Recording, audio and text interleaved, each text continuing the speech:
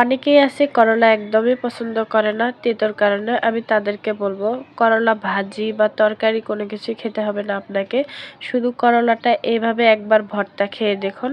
সত্যি বলতে এটার প্রেমে পড়ে যাবেন আপনি যদি একবার এইভাবে ভর্তা খেয়ে দেখেন। তো আমি কিছুটা করলা নিয়েছি আর দেখতে পাচ্ছেন এইভাবে কেটে নিয়েছি। আপনারা চাইলে অন্যরকমভাবে কেটে নিতে পারেন, তবে এইভাবে কেটে নেওয়াটাই ভালো। আমি ২ রকম করে কেটে নিয়েছি, কিছুটা ভাজি করব আর কিছুটা ভর্তা করব।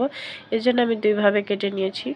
তো প্রথমে যেটা দেখিয়ে দিলাম ওইভাবে আমি ভর্তা করার জন্য নিয়েছি। আর এখানে শিলনোড়ায় কিছুটা আমি সরিষা নিয়েছি, একটু লবণ দিয়ে আর একটা কাঁচামরিচ দিয়ে বেটে নিয়েছি যেন তেতো না লাগে। আপনারা খেয়াল করে দেখবেন এইভাবে ভর্তা করলে কিন্তু সরিষাটা একটু তেতো কম লাগে।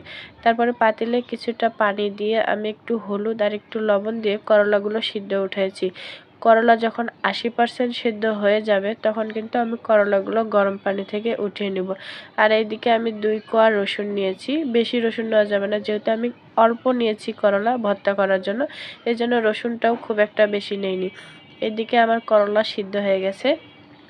পাতিল থেকে আমি করলাগুলো উঠিয়ে নিলাম। আর এদিকে আমি ২টা পেঁয়াজ দেখতে পাচ্ছেন কিভাবে কেটে নিয়েছি।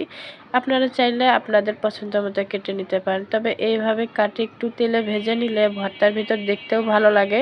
তো আমি এইভাবে কেটে নিয়ে তেলে কিছুক্ষণ ভেজে নিলাম। রসুন পরে দেওয়ার কারণ হচ্ছে রসুন আর পেঁয়াজ একসাথে ভাজতে নিলে রসুন আগে ভেজে নেওয়া হয়ে যায়, পেঁয়াজ একটু দেরি হয়। এজন্য পেঁয়াজ কিছুটা ভেজে নেওয়ার পরে আমি রসুন কুচিটা দিয়েছি। তো এই পর্যায়ে আমার একটু ভাজা হয়ে গেছে, তাই আমি এগুলা উঠিয়ে নিলাম। আর এই পর্যায়ে কয়েকটা হাতে গোনা 10টার মতো হয়তো বা মেথি নিয়েছি।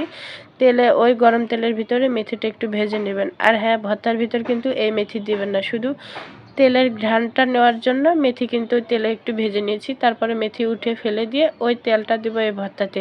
তারপরে সব কিছু দিয়ে দিচ্ছি এর মধ্যে, পেঁয়াজ যেগুলো ভেজে নিলাম, তারপরে যে সরিষা বেটে নিলাম ওগুলা দিয়ে ভালোভাবে করলাটা আমি মাখিয়ে নিচ্ছি। আর হ্যাঁ, ওই যে বললাম না মেথি কিন্তু উঠে ফেলে দেওয়ার পরে আমি ওই তেলটা এখানে ব্যবহার করতেছি। মেথি দেওয়া যাবে না।